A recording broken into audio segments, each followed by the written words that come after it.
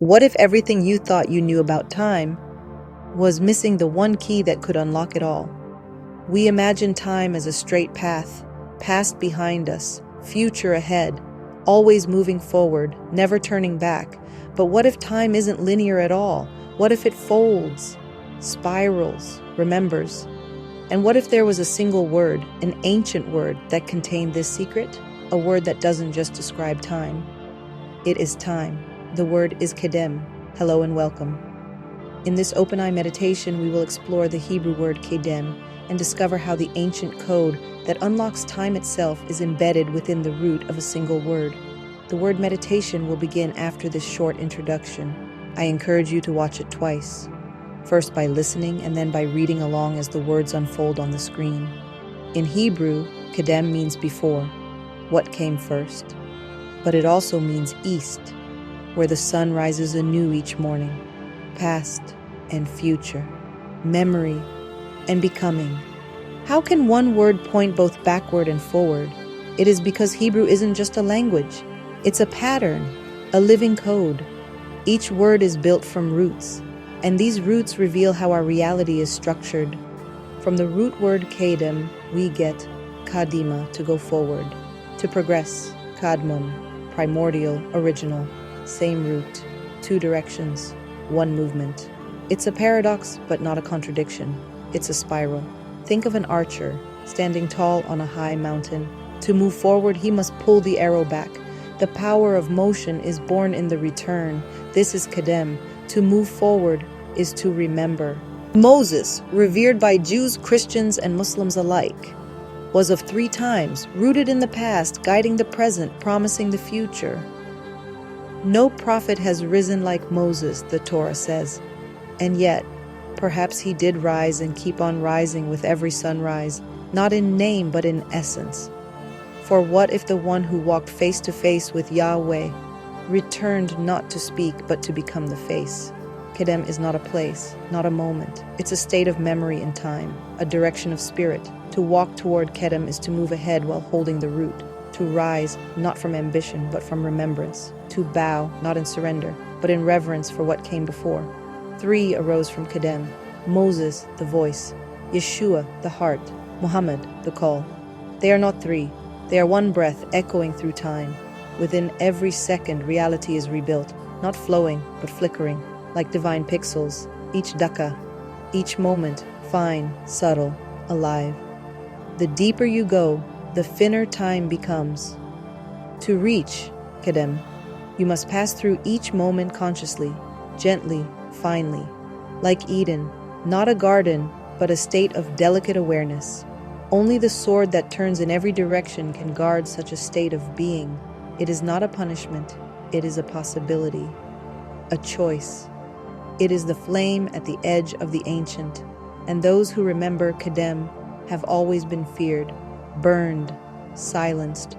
But you cannot burn the truth. You cannot burn memory. You cannot erase the original breath. The truth is like a breath from the fire. It will rise again. Some words don't speak, they awaken.